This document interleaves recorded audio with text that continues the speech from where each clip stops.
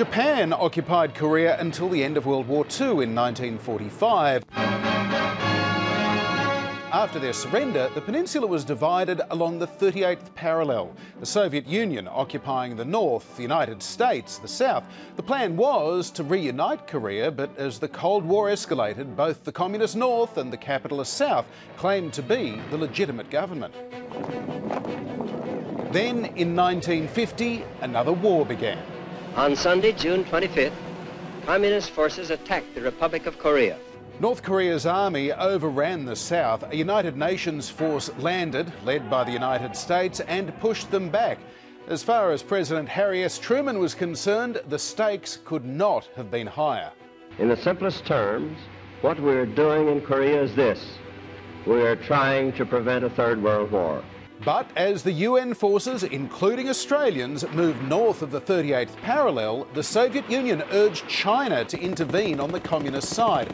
A human wave of hundreds of thousands of Chinese troops joined the counterattack. Despite obstacles, United Nations forces drive on to the 38th parallel, border of North Korea. In reality, the Korean War was getting bogged down. UN Commander Douglas MacArthur urged President Truman to expand the war into China itself and consider using atomic bombs, just as he had 5 years earlier against Japan.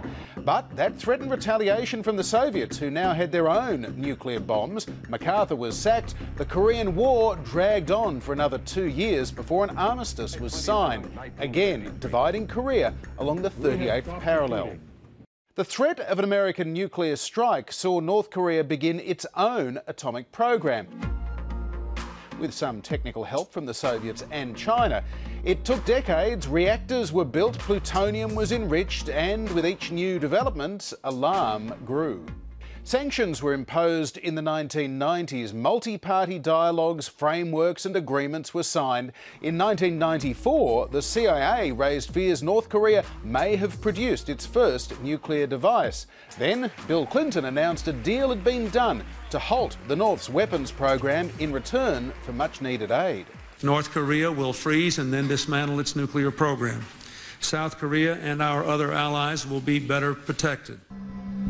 But North Korea maintained a secret uranium enrichment program and, despite signing a statement of principles agreeing to abandon its nuclear program in 2005, the following year, North Korea announced it had tested its first nuclear bomb. 과학연구 부문에서는 주체 95 2006년 10월 9일 The United States condemns this provocative act.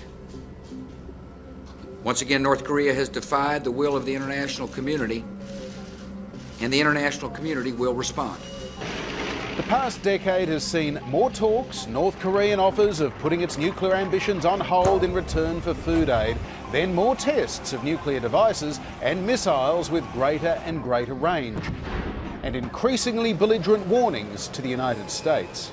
Threatening to attack the U.S. with its, quote, powerful nuclear hammer. This week, after the US pushed for more UN sanctions, the Washington Post reported North Korea has developed a miniaturized nuclear device, small enough to be mounted as a warhead on one of its missiles. President Trump then ramped up his rhetoric. North Korea better stop making threats, or else. They will be met with fire and fury like the world has never seen. North Korea fired back rhetorically, threatening to envelop the US Pacific territory of Guam in fire. And almost 70 years after Harry Truman's warnings, again, we're wondering if World War III could start in Korea.